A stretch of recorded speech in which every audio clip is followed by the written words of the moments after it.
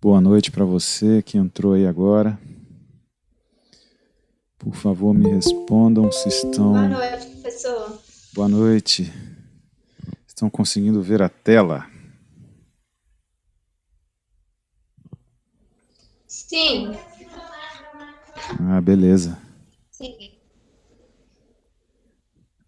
Acho que vocês devem ter visto a última aula gravada, né? Hoje, então, daremos continuidade aí.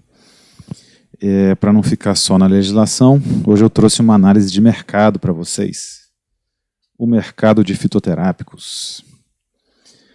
Eu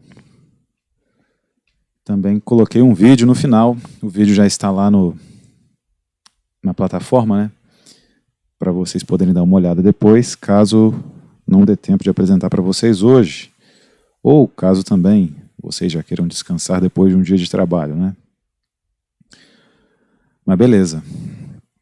Se eu puder, com essa disciplina de fitoterapia, mudar essa noção que nós temos aí de fitoterápicos do ervanário, esse ervanário aí com essas plantas medicinais estocadas em recipientes, tudo a granel, sem ter condição de saber de onde essas plantas vieram, sem controle de qualidade, sem saber se isso é um capim ou não, alterando esse perfil para a foto que nós temos aí à direita, né? Essas cápsulas com extratos padronizados ali dentro, cujo conteúdo de princípios ativos é medido, quantificado e existe segurança no uso, eu já ficarei feliz. Então, para chegar lá, hoje a gente vai falar um pouquinho do mercado de fitoterápicos, o perfil das empresas, o perfil dos pesquisadores, pesquisa e desenvolvimento, oportunidades de mercado e o que falta no Brasil. Tá? E eu acho interessante porque muitas vezes esse tipo de informação pode ajudar vocês bastante na escolha da profissão, né? No que vocês vão fazer daqui para frente. Só um minutinho que eu vou ali fechar a porta.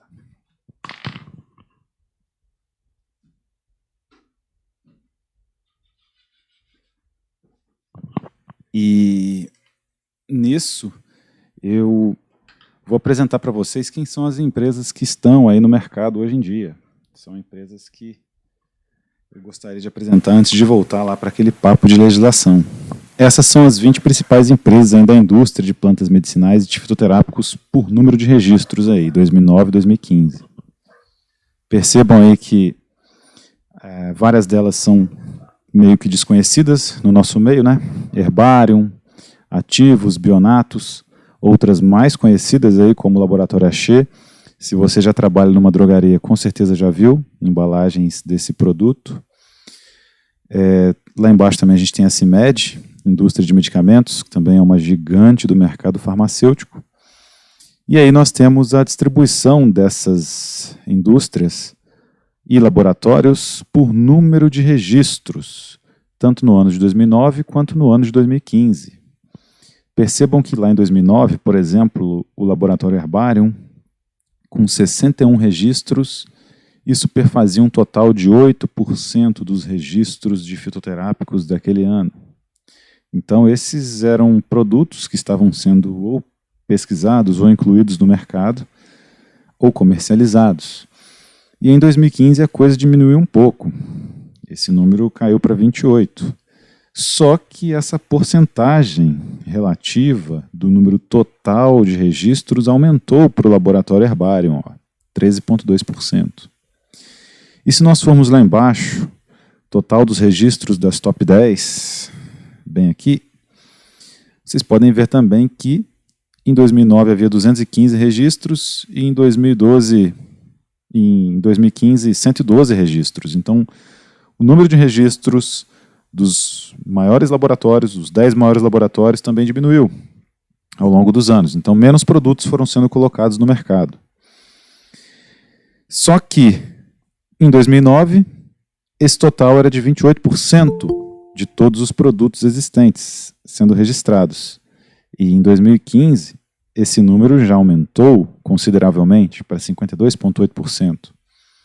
Então, o que aconteceu é que as 10 maiores empresas do setor passaram a ter uma porcentagem maior de produtos sendo registrados. Elas eram capazes de suprir metade do mercado com novos produtos, né?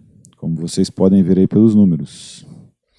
E essa análise de mercado é interessante para que a gente possa perceber para onde que estamos indo no setor de fitoterápicos, né? Aí a mesma tabela, um pouquinho mais aumentada aí para a gente poder checar melhor esses números. É perceptível que o número de registros diminuiu ao longo dos anos. Então, em 2015, as 10 primeiras empresas, dentre as 67, concentravam 52,8% dos registros, enquanto as 20 primeiras chegavam a concentrar 72,6% dos registros. Então, vejam que são muitas empresas no setor, né?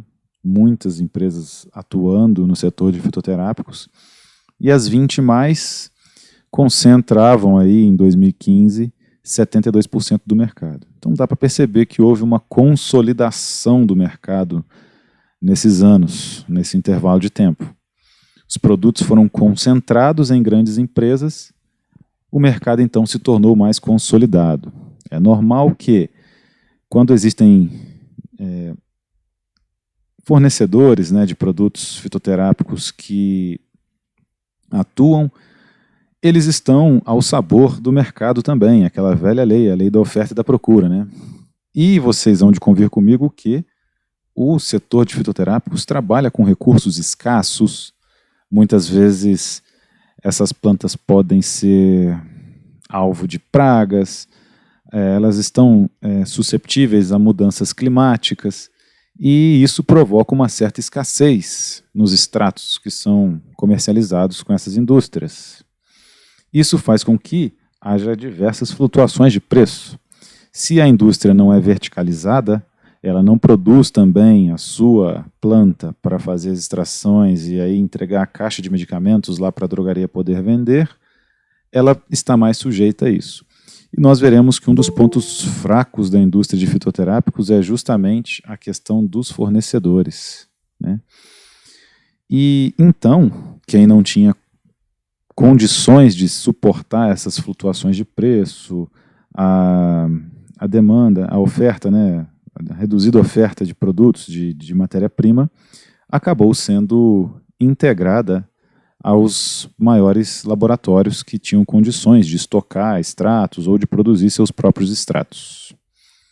A Herbarium, líder de registros, diminuiu seus registros em 2015 em comparação a 2009. Então, dá para perceber que de 2009 para 2015 a coisa deu uma esfriada, né, no setor de fitoterápicos. Mas o futuro é promissor.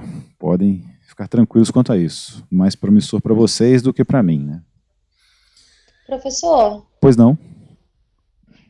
essas empresas que você está citando são empresas produtoras de insumo da matéria-prima, assim, ou é produtora do medicamento à base de fitoterápico? Ou as duas coisas? Algumas delas são as duas coisas.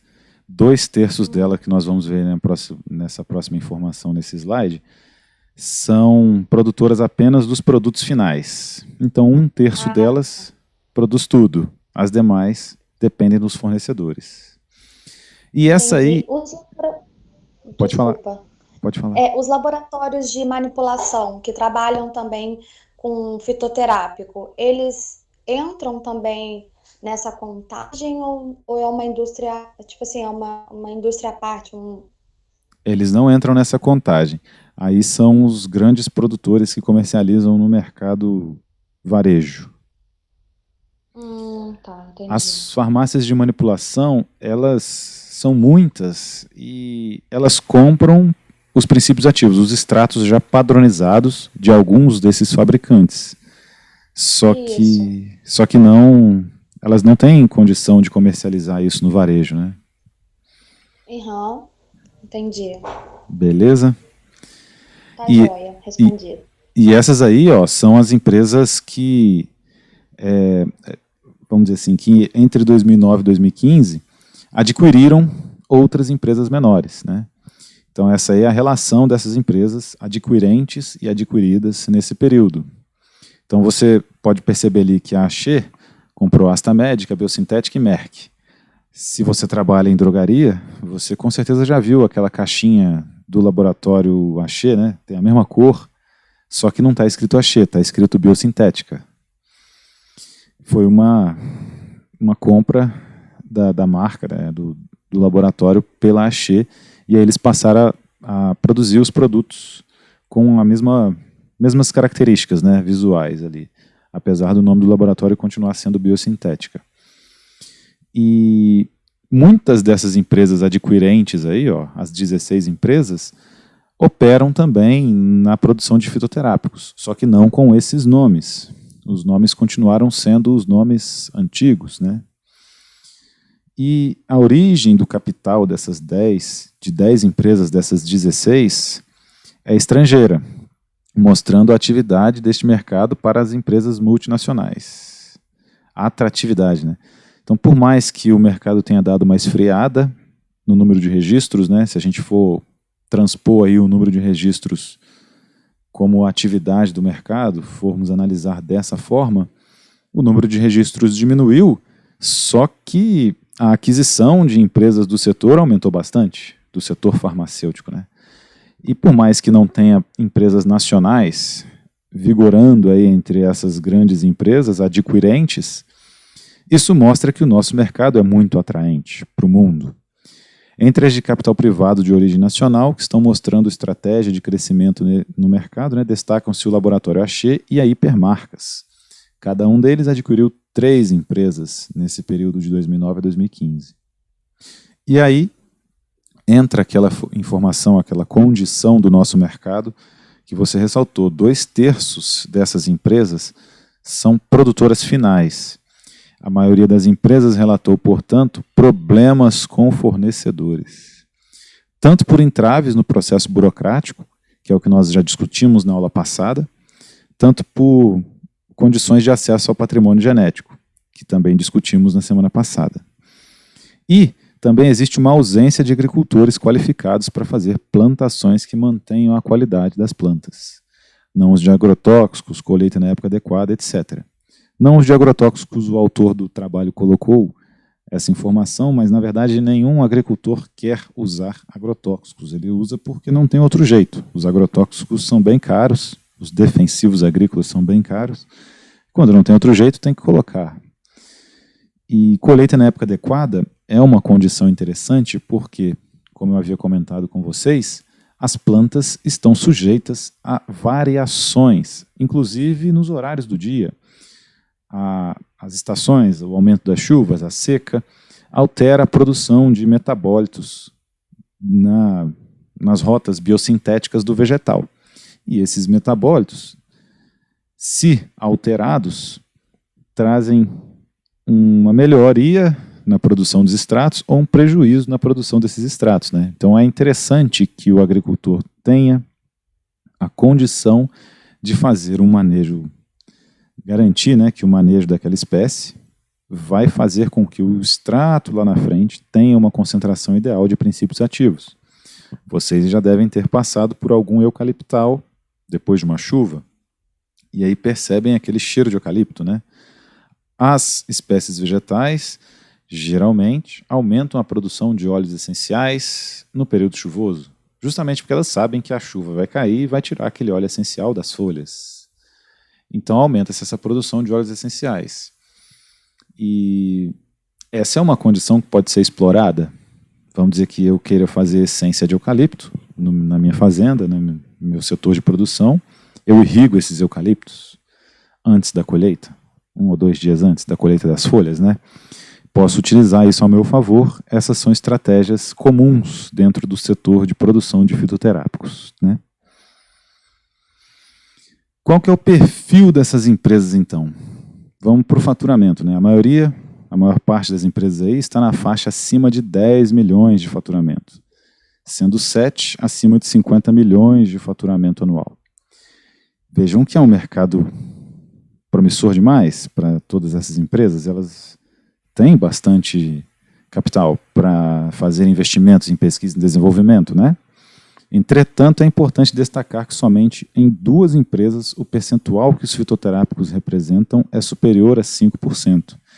Então, vejam como O Brasil, detentor dessa mega biodiversidade, com características continentais, plantas de diferentes biomas que podem ser utilizadas, estudadas, plantas que têm sido utilizadas pela medicina tradicional há décadas, e mesmo assim, muitos poucos fitoterápicos no mercado.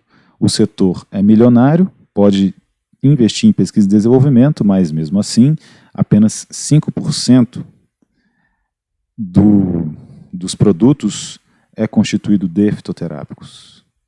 Qual que é a culpa disso? Nós vimos na aula passada. Os entraves burocráticos e, na aula de hoje, do ponto de vista econômico, o acesso à matéria-prima. Não tem como acessar essa matéria-prima devido às burocracias e não existe produção de matéria-prima de qualidade. Ou seja, a maioria das empresas entrevistadas não tem o seu core business em fitoterápicos. Elas trabalham na alopatia, na síntese orgânica, e aí quando sobra alguma coisa ou quando tem algum produto que é possível produzir sem problemas, elas também encaram, colocam no mercado. E essa parece ser a regra do mercado farmacêutico atual. Ou seja, o setor de fitoterápicos tende a crescer. Mas eu já adianto para vocês que eu sempre escuto aí que o setor de fitoterápicos é a promessa, e uma promessa que nunca chega. Mas, enfim, com as mudanças que houve na legislação, até o próprio setor econômico enxerga positividade atualmente. Como os preços para o setor não são regulados pela Anvisa, a maioria das empresas, 5, regula seus preços ao nível do Índice de Preços ao Consumidor Amplo, que é o IPCA, também conhecido popularmente aí como inflação, ou acima do IPCA. 4 dessas empresas fazem isso. Para vocês que trabalham em farmácia, vocês sabem que existe o preço máximo ao consumidor. Na hora de fazer as nossas vendas, a gente sempre usa o D por, né? D R$ 75,90 por R$ 64,80. Isso faz com que o nosso cliente tenha a noção já pronta de que está recebendo um desconto, para que ele não fique pedindo mais desconto em cima do item, né? E isso é normal. Só que no setor de fitoterápicos não existe essa regulação. Então, isso faz com que os fitoterápicos sejam ainda mais lucrativos. Vocês podem perceber também que nas farmácias os fitoterápicos são geralmente bem mais caros que os outros produtos. Só que já existe na cultura brasileira uma associação de que usar fitoterápicos faz bem para a saúde. Fitoterápico ou alopático, eles são a mesma coisa. Lembrem daquele primeiro slide que eu mostrei para vocês. Não é porque o negócio é vegetal, está lá seco dentro de uma loja daquela abandonada, que ele não faz mal. O método de teste que nós temos para os fitoterápicos e para os alopáticos é exatamente igual. É dosar o princípio ativo dentro daquele extrato e utilizar aquele extrato contendo aquele princípio ativo. Então é exatamente igual a um alopático. A diferença é que o alopático, o princípio ativo está puro e em vez de uma matriz vegetal, existem talcos, produtos inertes que compõem aquele comprimido, não é verdade? Tem uma das empresas nesse setor aí, entre as entrevistadas, que busca seguir o índice de reajuste oficial para os produtos alopáticos.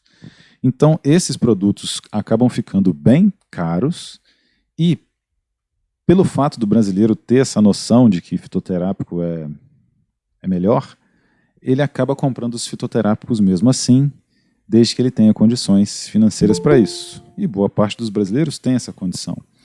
A maioria dos usuários nas farmácias, a gente percebe que são idosos, já estão aposentados e gostam de investir em saúde, né? Já adquiriram uma característica, uma condição financeira em que são capazes de investir em saúde. A maior parte das empresas não exporta, 10 empresas, e as outras fazem num percentual igual, uma empresa, ou menor, 3 empresas, a 20% da produção total.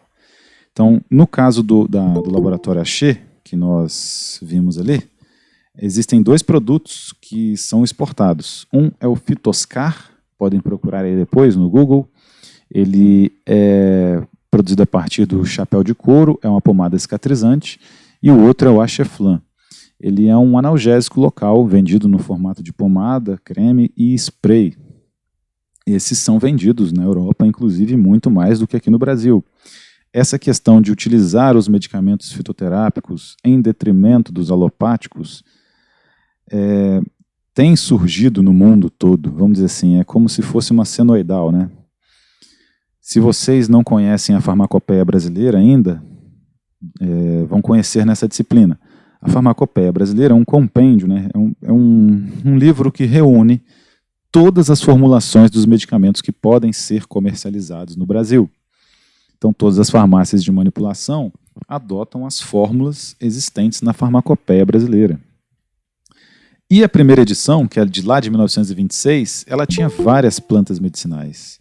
Isso foi só caindo com o tempo. O número de plantas medicinais presentes na farmacopeia brasileira diminuiu bastante. E nos anos 80, com o surgimento, né, da química orgânica sintética, esse número caiu mais ainda e vem caindo ao longo dos anos. Então a gente percebe que é um mercado que pode crescer bastante, o mercado de fitoterápicos, né? Retomar esse crescimento aí. Mas aí depende daquelas questões que nós comentamos na aula passada e na principal questão dessa aula aí é os fornecedores, a existência de bons fornecedores. E é uma área em que nós não atuamos ainda. Pode ser que seja uma área para a atuação de vocês aí, que ainda vão se formar daqui a uns anos, né? Então, continuando, o mercado interno consiste no principal destino da produção de fitoterápicos, sobretudo o mercado privado. A gente conhece aí uma política nacional de produtos fitoterápicos, né, que foi criada há uns tempos atrás. Eu estava na faculdade quando vi isso aí nascer. Isso foi tratado nas minhas disciplinas de fitoterapia também, e nós trataremos disso agora. Só que é óbvio que eu vou tratar de forma diferente com o que é que eu fui ensinado, né? Isso aí, pessoal, meio que foi uma mentirinha que contaram para nós. O pessoal se reuniu para fazer essa política, gastou rios de dinheiro, palestras e tudo mais, e nada aconteceu. Para não dizer nada, em alguns locais isso foi implantado. Só que isso nunca vai virar a nível Brasil. O fitoterápico ele é mais caro que o alopático, para vocês terem ideia. Vamos raciocinar da seguinte forma. O medicamento alopático, né? Lá na CIMED agora, por exemplo, eles estão fazendo a síntese de algum produto lá. Em 24 horas, sei lá, é possível sintetizar 1 tonelada de um princípio ativo, que vai entrar 5 miligramas por comprimido. Quantos comprimidos isso não dá? Calcula aí com algumas perdas e por aí vai. Agora, para eu abastecer o Brasil todo com um fitoterápico, quantas fazendas eu não tenho que ter produzindo aquilo? É muito difícil. Eles fizeram essa política aí de fitoterápicos meio que com a mentalidade de que ia ter uma horta em cada lugar e aí pegar aquela plantinha para tratar as pessoas. Aquela mentalidade do primeiro slide que eu mostrei para vocês, que o fitoterápico é aquilo ali, aquele saco com folha seca dentro. Não é assim que funciona. É essa mentalidade que eu preciso mudar em vocês. E de fato, nenhuma empresa entrevistada das 67, assim, 67 empresas deve ser 98% das empresas. Esse trabalho foi muito bom por conta disso. Nenhuma empresa entrevistada declarou ser fornecedora do SUS. Ainda que haja essa política é antiga, nós destrincharemos também esse material aí ao longo das aulas, tá? Quem são então os pesquisadores, né? Eu fiz parte de grupos de pesquisa que trabalhavam com plantas. Sobre a área de atuação dos pesquisadores, em um total de 11 respondentes, mais de 70% atuavam em etnobotânica e ou fitoquímica. Etnobotânica e fitoquímica, vamos dizer assim, quando você quer conhecer uma espécie, é a primeira coisa que você faz. Etnobotânica é verificar se havia comunidades tradicionais brasileiras que faziam uso daquela espécie vegetal. E capturar esses dados, né, para que era usado, tal, papapá. Fitoquímica é investigar as características químicas básicas daquela espécie, se ela é rica em flavonoides, se ela é rica em alcaloides, se há diferença na composição entre as folhas jovens e as folhas velhas, e por aí vai. E os restantes aí, né, 30%, declararam trabalhar com farmacologia e ou química sintética. O trabalho fez essa distinção aí, por quê? Porque ele mostrou que nós estamos engatinhando ainda, a nível de Brasil, nas pesquisas dessas espécies vegetais. Pode fazer um paralelo disso aí lá com a Eco 92. Na aula passada vocês viram qual era o ambiente que tratou da regulamentação da pesquisa com espécies vegetais lá naquela época. Então, até hoje, nós estamos engatinhando nesse setor justamente porque aquele nível elevado de regulamentação, de burocracia, impediu que empresas viessem para o Brasil e pesquisassem as nossas espécies aqui. E isso aí não gerou frutos. Não adianta você proteger a coisa, né? Tem que deixar livre, tem que deixar as pessoas criando negócios, fazendo empresas, comercializando produtos, para depois regular. Regular de antemão é a prova da nossa incompetência. Vocês conhecem, quem é da região, saindo daqui de Resende, indo em direção a São Paulo, tem uma cidade que chama Lorena, lá tem uma universidade que chama FAINQ. A FAINQ foi instalada ali na época do Proálcool. Ter carro flex no nosso país também é uma prova da nossa incompetência. O Brasil é um dos maiores produtores de álcool do mundo, né? Lá na FAINQ em Lorena, que agora é USP, pesquisa-se inclusive o etanol de segunda geração. O etanol de primeira geração é feito a partir da cana, né? Extrai a garapa, fermenta, etanol. O etanol de segunda geração é produzido a partir do bagaço da cana. Então, o bagaço da cana tem celulose. Celulose é um polímero de açúcar. Se você quebrar essa celulose, consegue fermentar de forma, inclusive, muito mais eficiente, né? 1 quilo de bagaço tem armazenado muito mais açúcar do que 1 quilo de garapa que sai daquela cana. Então, todos os nossos carros eram para ser movidos a álcool. Não era nem para existir gasolina aqui no Brasil. Então, essa é mais uma prova da nossa incompetência aí, junto com o setor de fitoterápicos engatinhando até hoje. E quando você vai num congresso, né, que reúne aí os pesquisadores brasileiros, pouquíssimos são os casos de pessoas que estão trabalhando fitoterápicos ao nível farmacologia e química sintética. Está todo mundo fazendo etnobotânica, fitoquímica. Porque é muito caro fazer os estudos clínicos de fase 1, fase 2, fase 3. Vamos dizer que para pegar uma espécie vegetal brasileira e fazer esses estudos aí para uma espécie que seja realmente promissora, precisaria juntar umas 3, 4, 10 universidades para poder conduzir esses testes, devido ao preço. E isso não acontece. No setor de pesquisas, né, os pesquisadores estão cada um por si, fazendo os trabalhos que são melhores. Eu vivi isso, eu sei que é assim lá dentro das universidades, né? E é por isso também que a coisa não vai para frente. Então, os pesquisadores correndo para o lado deles e a indústria correndo para o lado dela, que é o lado certo mesmo de oferecer esses produtos para a população. Tá? Mas no final eu coloquei um vídeo aí para a gente assistir, que é um caso muito interessante da força que existe quando a indústria se junta com a pesquisa, né? Ou quando a pesquisa vai realmente resolver um problema da indústria, né? Vai fornecer plantas para uma necessidade industrial que já existe. Tá? E eu acho que vocês vão gostar bastante. Dentre as empresas entrevistadas, continuando aqui então, a maioria, 94,4%, declarou realizar atividades de pesquisa e desenvolvimento. E um pouco mais da metade utiliza a biodiversidade brasileira. Então, todas as empresas entrevistadas, né, 60 das 67, vamos dizer assim, faz pesquisa e desenvolvimento. Só que só 30 e poucas utilizam a biodiversidade brasileira. Mais um problema decorrente da legislação. A legislação é burocrática, o pessoal não anima de trabalhar com espécies brasileiras.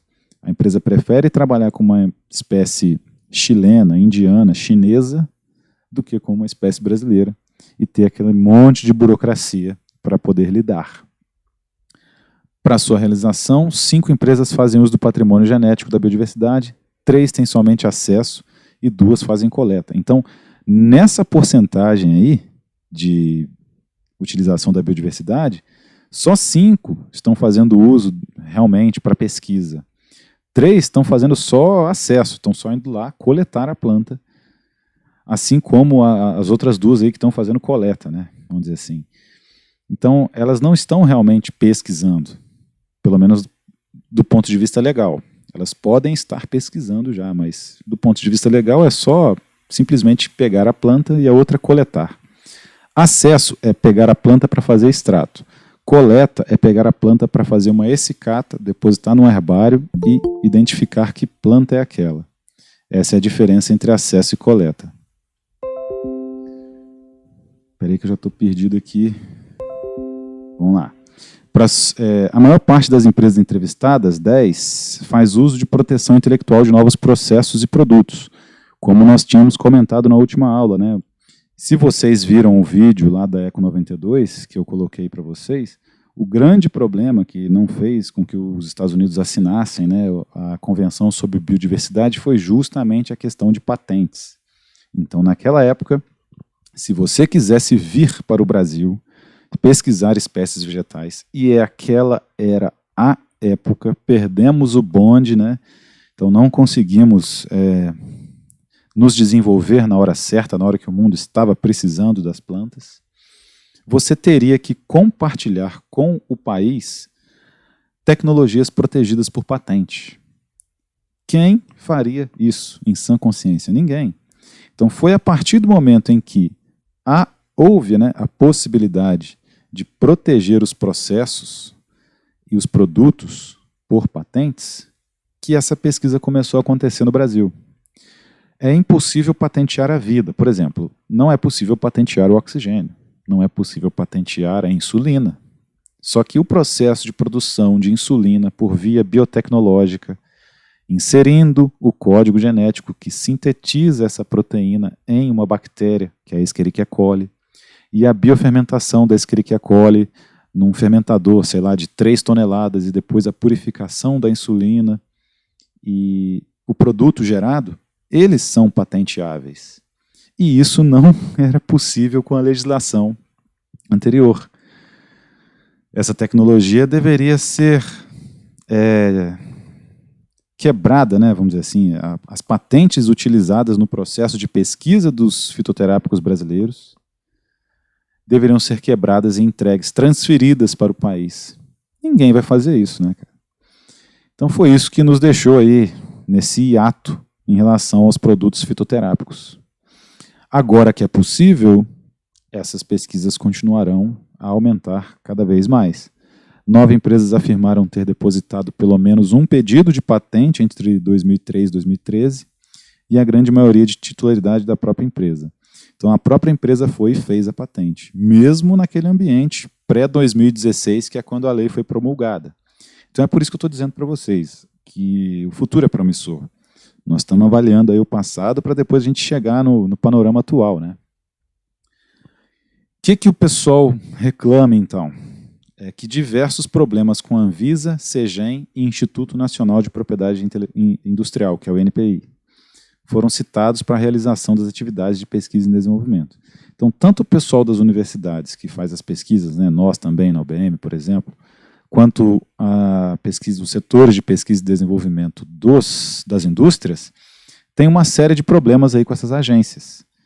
Vocês já viram lá que tentaram patentear o creme de açaí lá no Japão, o creme de cupuaçu lá no Japão também, né? Isso é porque o Instituto Nacional de Propriedade Industrial é lento. E isso traz uma série de problemas. Isso não incentiva que os pesquisadores continuem fazendo esses trabalhos. Em relação às atividades de pesquisa e desenvolvimento das instituições de ciência e tecnologia, 63,6% atuava na área de coleta da biodiversidade e ou acesso ao patrimônio genético da biodiversidade. Expliquei para vocês já o que é coleta e acesso. Coleta é pegar a planta para fazer uma essicata e identificar qual planta é. Acesso é pegar a planta para fazer extratos, porque ela já foi identificada anteriormente na coleta. Então isso legalmente não é pesquisa. Enquanto 45%, apesar de não coletarem material genético, também declaram fazer uso do patrimônio genético. Esses 45% aí, então, realmente estão pesquisando os extratos. E o autor coloca aí que, surpreendentemente, 27% não teve interação com o CEGEM. Na última aula a gente viu que o CEGEM é o órgão que regulamenta esse setor. Eu não acho surpreendente, porque, pensa bem, você começou a pesquisar uma espécie vegetal aí do quintal da sua casa. Você levou essa espécie lá para a UBM para a gente fazer um extrato dela. Você já vai lá no CEGEM dizer que você já está fazendo isso? Você vai querer mais serviço para você já tem que estudar, você já tem que trabalhar, você está na iniciação científica, ainda vai mexer lá com lei? Ninguém faz isso. Então, só se procura o CEGEM depois que essa primeira etapa foi promissora, depois que você produziu o extrato, viu uma atividade biológica naquele extrato, seja um sinergismo antibacteriano, por exemplo, né? A gente vai ver depois no vídeo da candeia que o alfa-bisabolol, que é um componente do óleo da madeira, do cerne da candeia, ele melhora a absorção de componentes de cremes, quando ele é inserido dentro de um creme. Flavonoides, por exemplo, que são compostos que estão presentes nas folhas dos vegetais, podem ser adicionados, inclusive em comprimidos, para melhorar a absorção de medicamentos alopáticos. Então, muito do que se discute a respeito da tecnologia que está inserida dentro de um fitoterápico é isso. Existem outros componentes junto do princípio ativo que podem atuar sinergicamente ou podem preservar esse princípio ativo, melhorando a absorção dele no intestino, por exemplo, né? E só se procura, então, o CEGEM depois que um desses testes com a sua espécie foi promissor. Antes disso, você não vai querer mais serviço, né? Apenas 2 pesquisadores apontaram classes terapêuticas específicas na consecução dos seus trabalhos, leishmania e malária, doenças negligenciadas e câncer. Então, o autor também dessa entrevista com as empresas ressaltou isso aí, só que, na verdade, na prática, isso não existe. Você pode estar pesquisando a planta lá para leishmaniose. Essa planta vai ser usada para leishmaniose. Os extratos são uma caixinha de surpresas, não dá para definir. Pode ser que ele não tenha ação nenhuma na leishmaniose, mas aí, como você já fez o extrato mesmo, já tem, por exemplo, fibroblastos, que são células da pele, num outro laboratório. Você pega e usa aquele seu extrato para verificar a proliferação de fibroblastos, né? E aí você encontra um jeito. Quando você está com o extrato pronto e já tem indícios na literatura brasileira, né, na etnobotânica, né, que é a população usando aquela espécie vegetal, quando já há indícios de que aquela planta tem alguma atividade biológica, você testa para isso e procura encontrar a evidência científica de que aquela informação da tradicionalidade de uso da planta é real. E aí dá prosseguimento nos trabalhos com a espécie vegetal. Quais são, então, as oportunidades de mercado para nós, farmacêuticos? Já que o relacionamento com fornecedores, segundo os entrevistados, pode se dar de diferentes maneiras, né? O que permite a obtenção de um número absoluto de respostas superior ao total das empresas entrevistadas. Então, os fornecedores, eles têm contratos de compra e venda, prestação de serviços, né? Várias formas existem para que o fabricante compre essa matéria vegetal dos fornecedores. E é exatamente por isso que os resultados mostram que a relação entre fornecedores e produtores de fitoterápicos se dá predominantemente por meio de compra e venda, ratificando a ausência de verticalização das empresas. Então, a maioria das empresas precisa comprar, num contrato de compra e venda, é assim que é feito, a matéria-prima. E a predominância de relações contratuais não duradouras. Então, vejam que isso aí flutua. Tipo, esse ano, a empresa vai comprar 5 toneladas de um extrato de uma empresa. Faz o contrato de compra e venda. Só que chega no que vem, esse pessoal já não está fabricando isso mais. Perdeu o contato, sei lá, o fabricante não conseguiu entregar, já vai em outra empresa vender. Então, esse é um setor que carece de regulação, é difícil de encontrar o fornecedor. Se alguém conseguir investir nisso aí, vale a pena demais. Oferecer a matéria-prima para a indústria. Vamos dizer assim, meus amigos, as indústrias já estão montadas, esperando essa matéria-prima. Mas ainda não existe alguém que faça essa matéria-prima com qualidade e quantidade suficiente para atender o mercado. Então, essa não é uma atribuição do farmacêutico, ainda, mas pode ser, né? E essa é a principal mensagem da aula de hoje para vocês, aí, para ver se a gente anima aí na fitoterapia. Então, se eu fosse investir nessa área, investiria exatamente onde há um ponto fraco da cadeia. É o fornecimento de matéria-prima. Esse é o ponto principal aí que também está segurando o nosso setor de fitoterápicos. Fornecimento de matéria-prima. Porque a legislação já mudou. Vamos dizer assim, era para ser assim, né? Nem tudo é perfeito. A gente ficou atravancado pela legislação aí por anos, desde 92. A coisa mudou em 2016. Mas agora tem esse problema aí, que é o fornecimento de matéria-prima. E o mercado só está esperando isso acontecer para nadar de braçada. O principal segmento de atuação das empresas respondentes é a produção de fitoterápicos. 3 produziam apenas os insumos e 2, tanto estes quanto o produto final. Então, só 2 empresas tinham o produto verticalizado, né? Produzindo desde a plantar a semente até entregar a caixinha. E as demais compravam aí os insumos. As classes terapêuticas mais frequentes são laxantes e digestivos, né?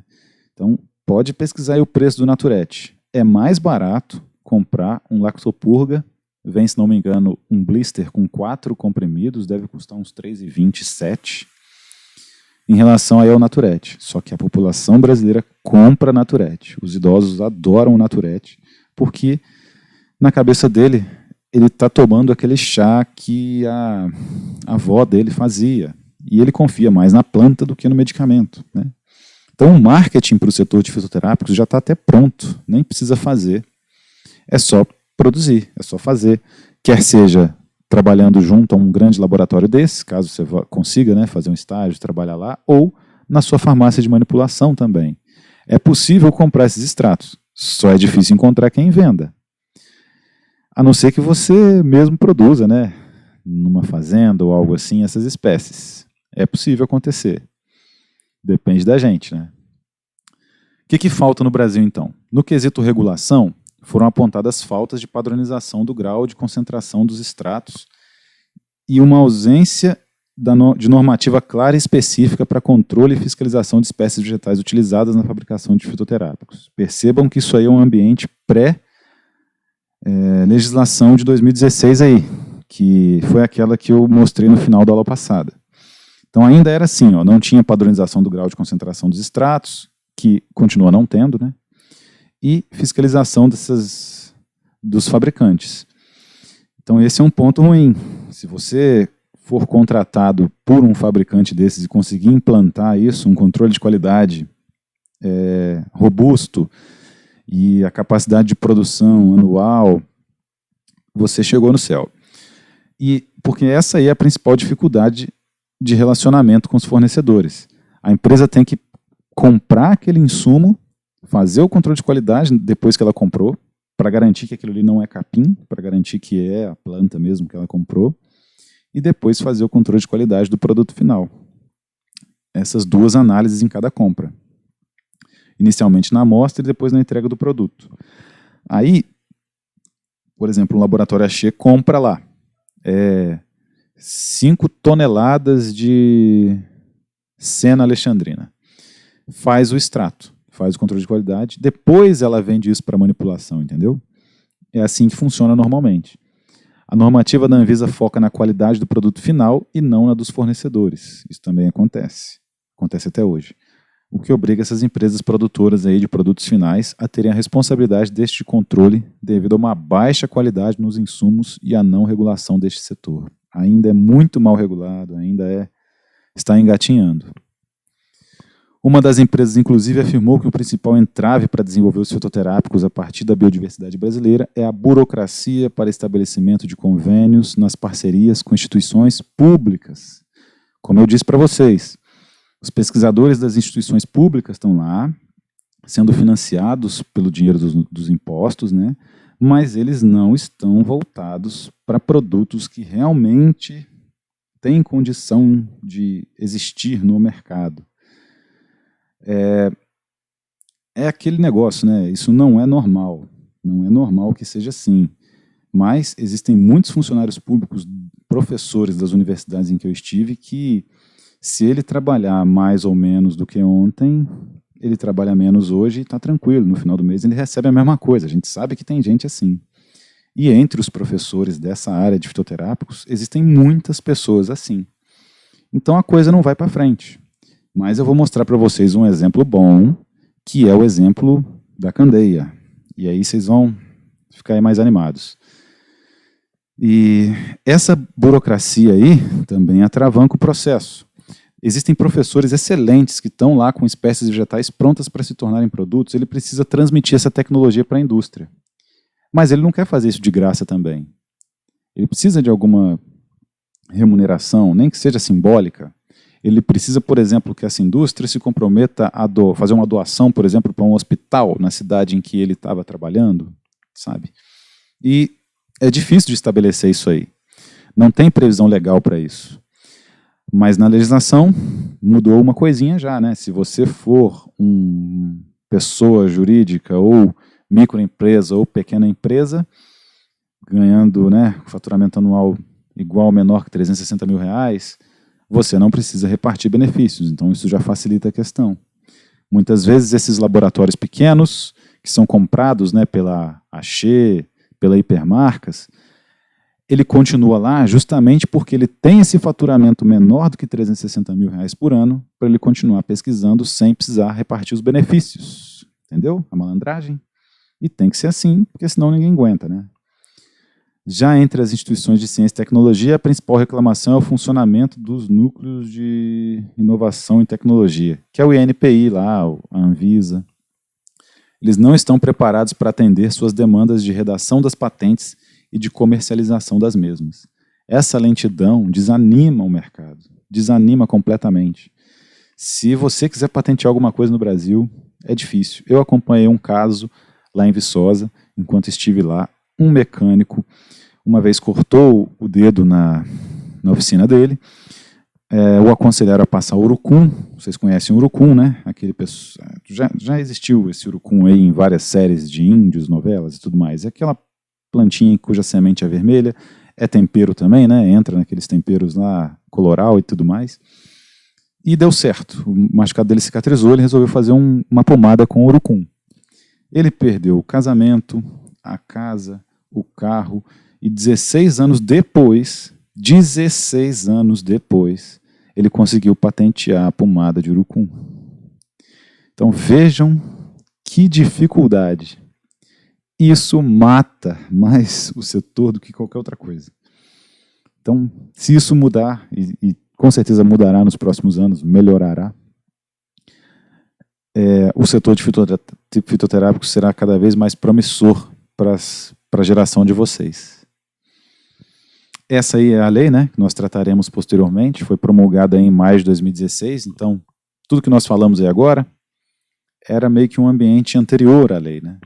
Todas as empresas que usam a biodiversidade em suas atividades de pesquisa e desenvolvimento ou como fonte de matérias-primas possuem perspectivas positivas quanto ao seu funcionamento após a sua regulamentação. Mas uma das empresas teme uma maior facilidade do acesso estrangeiro ao patrimônio genético. O autor colocou essa informação aí. Eu não sei por que esse cara está temendo a participação estrangeira, porque eu, na verdade, acho ótimo.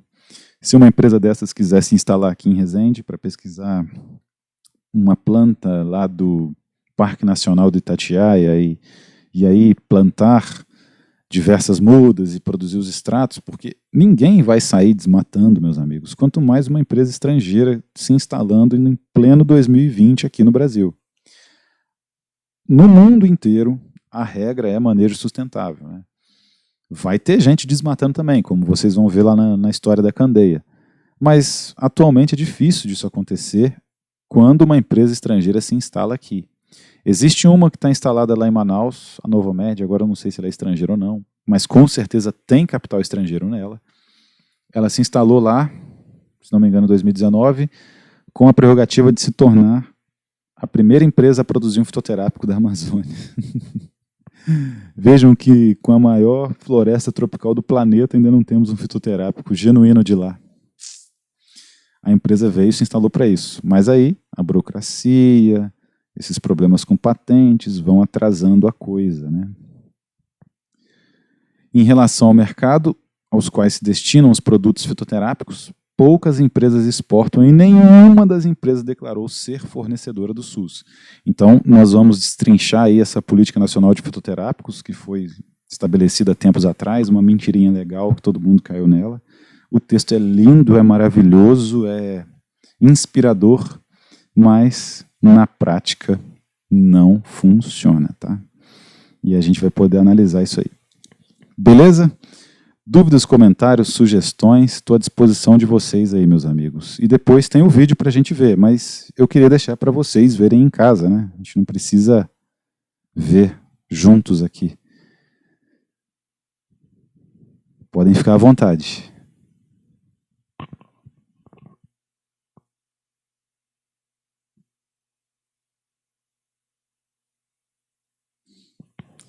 Podem mandar pergunta aí no chat ou abrir o áudio aí também. Vocês estão ouvindo, né? Eu não fiquei falando isso tudo aí para ninguém não, né, meus amigos? Às vezes essa conexão caiu. Estamos ouvindo sim, professor. Ah, que bom. Deixa eu te fazer uma pergunta. Pois não? Eu estava olhando na verdade é fora da aula. Eu estava olhando lá no AVA e tem um vídeo com esses mesmos slides que o senhor está apresentando hoje. É a mesma aula? É a mesma aula, eu dei essa aula também para outra turma de farmácia. Ah, sim, o senhor tinha postado. Mas eu quis dar essa aula também para vocês assim. Não, eu não cheguei a assistir ela toda. Eu só peguei o começo e reparei que os slides são os mesmos. Mas Sim. eu até parei de assistir. É porque a turma tem exatamente a mesma aula, só que é antes de vocês. E aí, se eu ficar gravando ao vivo assim com eles, né, e vocês só assistirem a gravação, fica ruim. Eu tenho que entregar o mesmo produto para vocês, né? Entendi. E é melhor ainda, porque, nossa, a diferença da aula daquele dia para de hoje é astronômica. Eu estou falando bem melhor, muito melhor articulado, com outros exemplos. Vamos dizer assim, sempre que você dá uma aula de novo, fica melhor, né? Sim, com certeza. Era só para tirar a dúvida mesmo. Obrigada, tá? De nada. Vocês podem fazer também quaisquer considerações, tá? Pedir aí para incluir alguma coisa no decorrer da disciplina. Estou 100% aberto para qualquer curiosidade que vocês tenham na área. Professor, Pois não? a gente vai ter alguma aula prática da sua disciplina? Não, essas práticas depois virão junto com a farmacognosia, que é a etapa química da fitoterapia, digamos assim. E eu acredito que terá aula prática, né? Por exemplo, na fitoterapia, vocês vão discutir os aspectos relacionados com a política, o mercado, a economia, a regulamentação do setor, para depois, lá na farmacognosia, estudar, por exemplo, as rotas biosintéticas presentes nos vegetais. Rota do shikmato, mevalonato, do que elas dependem.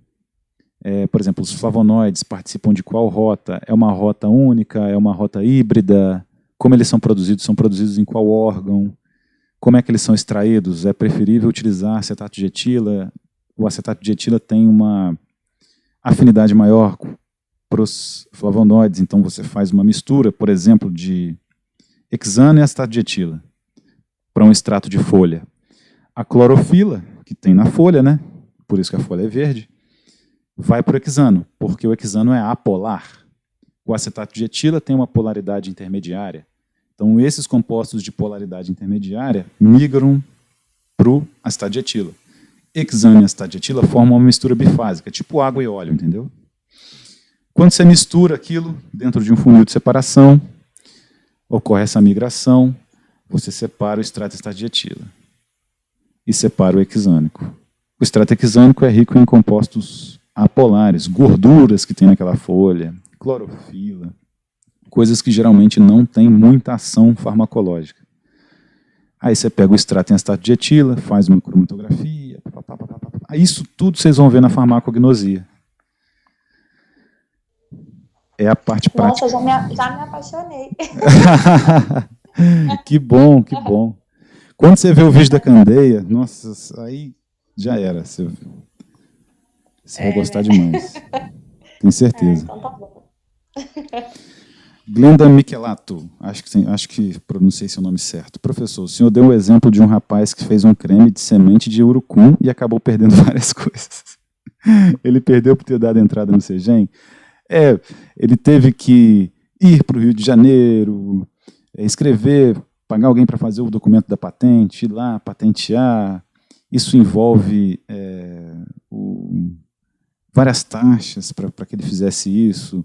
Produz a pomada, tem que comprar o teste, né? O teste in vivo, tem que testar isso primeiro in vitro, depois testar em tecidos mortos, depois testar em animais vivos, depois testar em humanos, teve que fazer isso junto de um hospital, teve que envolver, né, pessoas para escrever essas patentes. Meu Deus. Isso aí tudo foi... Não, vamos dizer assim... Ele pesquisou o urucum.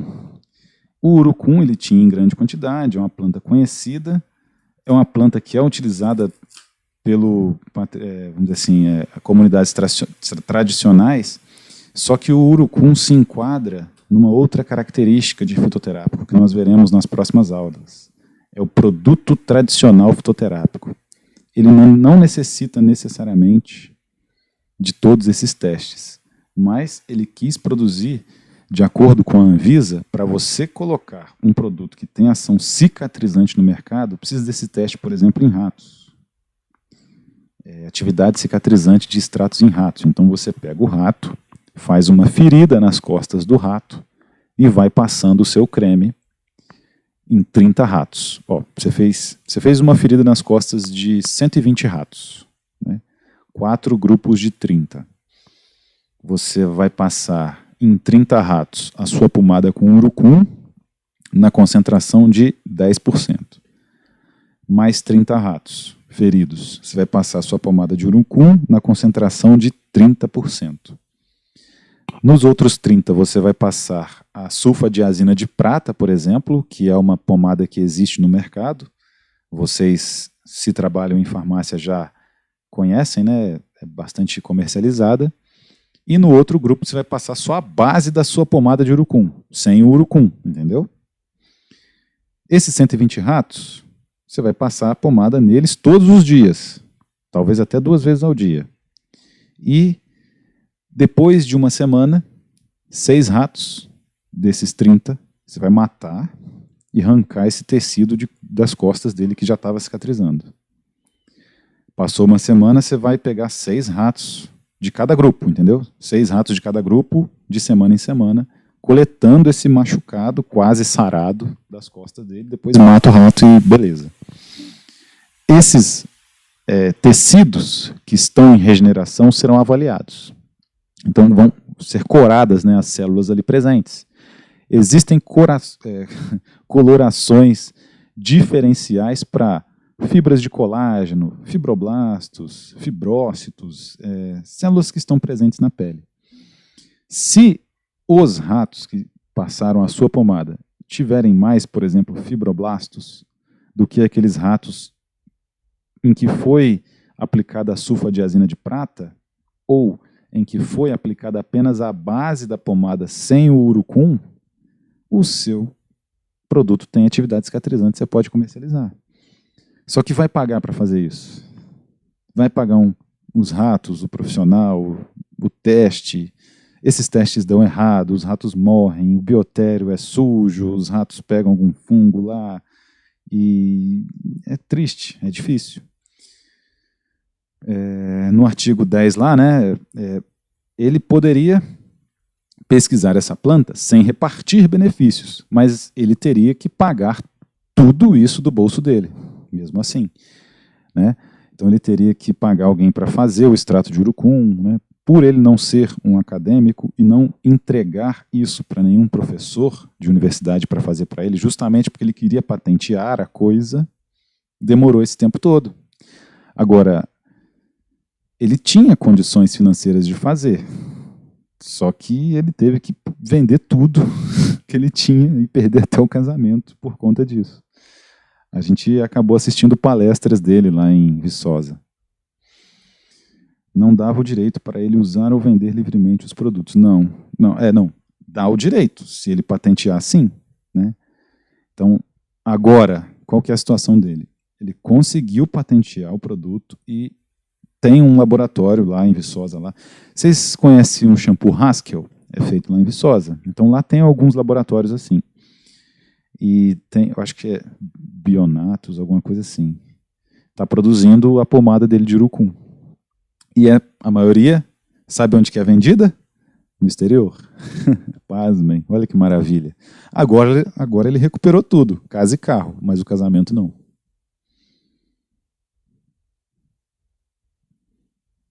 Então quem quiser ir para a área de fitoterápicos, é melhor ser solteiro, tá? De nada.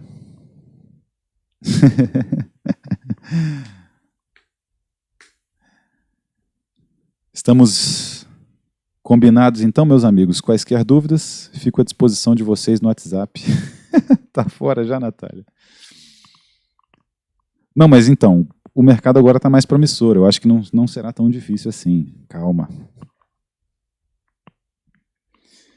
E assistam lá o vídeo da Candeia, então. Se não hoje, quando der. Sei que diversos de vocês estão voltando do trabalho agora, né? E aí podem fazer isso quando tiverem um tempinho a mais. Beleza?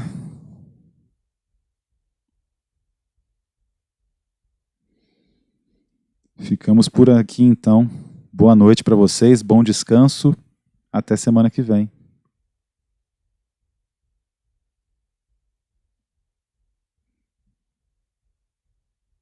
Falou. Inter. Obrigada, professor. De nada. Lá de Barra, escutando. Você veio me fazendo companhia. Aí, que bom. Ó, a viagem passou até mais rápido.